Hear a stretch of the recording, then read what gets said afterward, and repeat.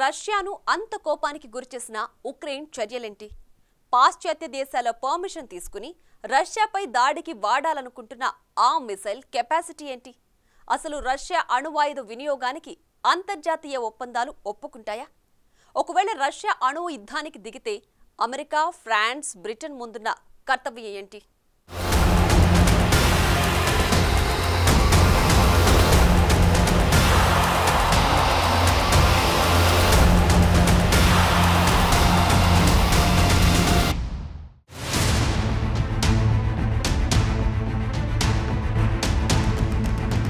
Russia ప్రపంచంలోని అతిపెద్ద అణుశక్తి గల దేశంగా ఉంది.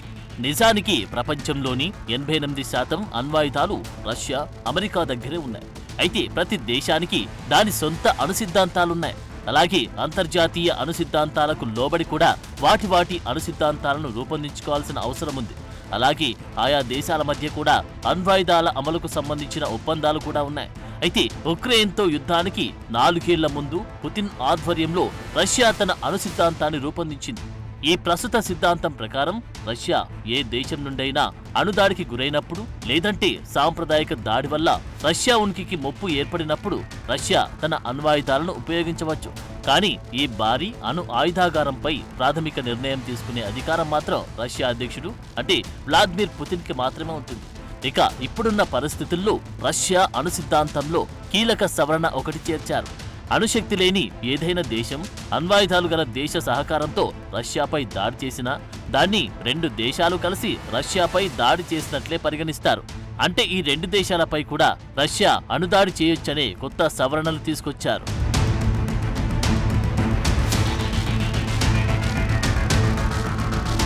నిజానికి యునైటెడ్ స్టేట్స్, రష్యాలు US Russia New START Treaty అని పిలిచే అణు ఒప్పందాన్ని చేర్చుకున్నాయి. ఇది 2011 ఫిబ్రవరి 5 నుండి అమల్లోకి వచ్చింది. ఈ ఒప్పందం ప్రకారం యునైటెడ్ స్టేట్స్, రష్యన్ ఫెడరేషన్ వ్యూహాత్మక ప్రమాదకర ఆయుధాలపై చేసుకున్న ఒడంబడిక పరిమితులు 2018 ఫిబ్రవరి 5తో ముగిసింది.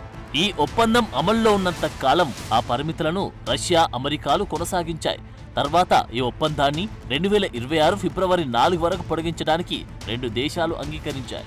యుఎస్ స్టేట్ డిపార్ట్మెంట్ ప్రకారం ఈ ఒప్పందం రష్యా గతంలో మోహరించిన అన్ని ఖండాంతర శ్రేణి అణ్వాయుధాలపై పరిమితులను ఉంచింది. అయితే 2026లో గడువు ముగిసేలోపు అమెరికా, రష్యా కొత్త స్టార్ట్ ట్రీటీకి ప్రత్యామ్నాయం గురించి చర్చలు జరిగించాల్సి ఉంది. కానీ యూరోపియన్ అణు సామర్థ్యాన్ని అంటే బ్రిటన్, ఫ్రాన్స్ల దగ్గరున్న ఆయుధాలను కూడా పరిగణలోకి తీసుకొని తర్వాత ఒప్పందం చేసుకోవాలని రష్యా మెలకపెట్టింది. అయితే దీనికి సంబంధించి అమెరికా నుండి రష్యాకు ఎలాంటి స్పందన రాలేదు. కాగా పుతిన్ తాజా రహస్య మీటింగ్లో చేసిన సవరణతో భవిష్యత్ స్టార్ట్ ట్రీటీ పరిస్థితి కూడా అగమ్య గోచరంగానే ఉంది.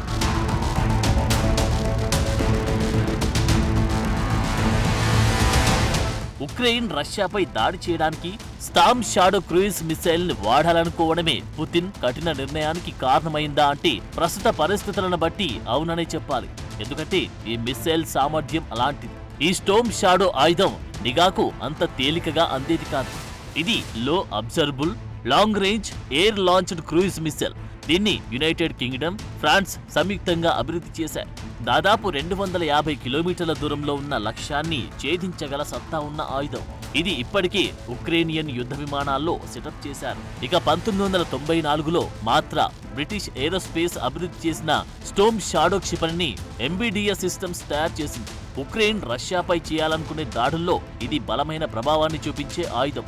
500 కిలోల పేలోడ్ సామర్థ్యంతో పరిమితికి మించిన పరిధిని ఛేదించగల సత్తా ఉన్న క్షిపణి. నిజానికి ఇది ఎంటీసీఆర్ నిబంధనలు ఉల్లంఘిస్తోంది.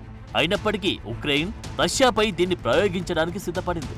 ఈ ఆయుధంతో రష్యాపై దాడికి దిగితే రష్యాలో తీవ్రమైన నష్టానికి కారణమవుతుంది. అందుకే ఇప్పుడు రష్యా కఠినమైన నిర్ణయానికి సిద్ధమైనట్లు తెలుస్తోంది.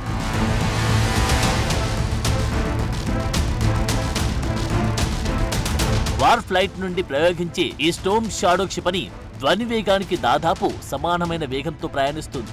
ఇందులోని అధిక పేలోడ్ వార్ హెడ్ తీవ్రమైన నష్టాన్ని కలుగజేస్తుంది. యుద్ధంలో రష్యా ఉపయోగించే బలమైన బంకర్లు, ఆయుధాగారాల్లోకి చొచ్చుకురావడానికి తుఫాను కంటే వేగంగా ఈ షాడో మిసైల్ వెళ్తుంది. అందుకే ఉక్రెయిన్ దీన్ని కీలక ఆయుధంగా పరిగణిస్తోంది.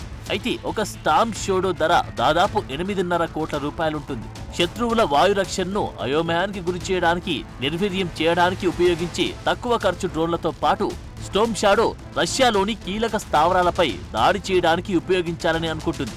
అయితే ఇది మొత్తం రష్యా నౌకదళానికి పెద్ద ప్రమాదంగానే చెప్పాలి. ఇంత ప్రమాదమైన ఆయుధం కాబట్టి కొన్నాళ్లుగా దీన్ని ఉపయోగించడానికి ఉక్రెయిన్ తీవ్రంగా లాబింగ్ చేస్తోంది.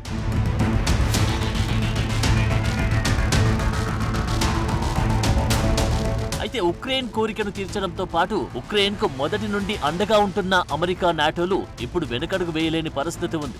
ఇది గెలుపోటంల మధ్య ఉన్న పెద్ద అగాధాన్ని దాటాల్సిన సమయం కూడా. అందుకే ఈ యుద్ధంలో రష్యా విజయం, గెలుపులు ఒక విషయంపై ఆధారపడి ఉంటాయి. ధైర్యమైన నిర్ణయాలు తీసుకోవడానికి నాటో భాగస్వామ్య దేశాలు సిద్ధంగా ఉండి ఏకతాటిపై వచ్చే నిర్ణయాలు తీసుకుంటే ఉక్రెయిన్ మైదానంలో నాటో విజయంగా చెప్పుకునే అవకాశం ఉంది. అలా కాకుండా నాటో దేశాలు ఒక్కటొక్కటిగా వెనుకడుగు వేస్తే అది ఉక్రెయిన్ ఓటమి కాదు, నాటో వైఫల్యమని చెప్పుకోవాల్సిన పరిస్థితి ఉంది. అందుకే తాజాగా రష్యా అధ్యక్షుడు పుతిన్ తీసుకున్న నిర్ణయానికి అమెరికా, నాటో కూటమి లోపల భయమున్నా బయటకు పోరాట పటిమని చూపించాల్సి వస్తుంది. దానికోసం రష్యాను కూడా భయపెట్టాల్సిన అవసరం ఉంది. అందుకే రష్యా అణుదాడి చేయకముందే అమెరికా, నాటోలు కీలక నిర్ణయమేదో తీసుకోవాల్సిన పరిస్థితి ఉంది. అయితే ఈ నిర్ణయం ఎంత త్వరగా జరిగితే ప్రపంచానికి అంత మంచి జరుగుతుందనేది నిజం. ఈలోపు ఉక్రెయిన్ స్టార్మ్ షాడో మిసైల్ను వాడకుండా బుజ్జగించాలి.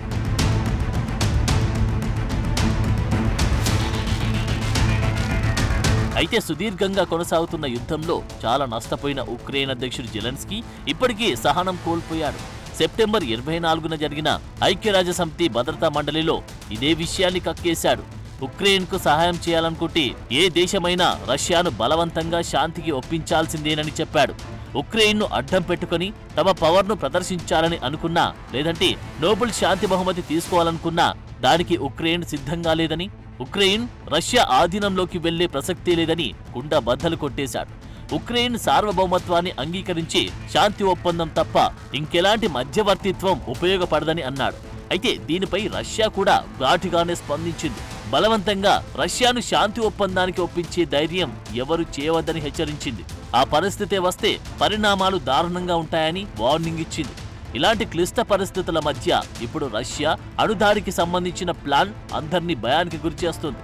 ఇక పుతిన్ వేసే అడుగు అమెరికా, నాటో దేశాలను భయపెట్టడం వరకు ఓకే గాని దానికి మించిన నిర్ణయమైతే మాత్రం దానికి ప్రపంచమంతా మూల్యం చెల్లించుకోవాల్సి ఉంటుంది.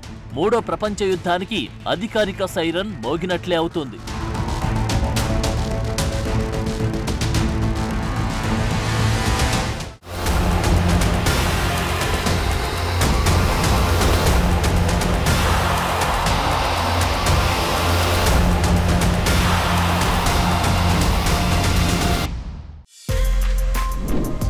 For more videos like this, subscribe Big TV channel.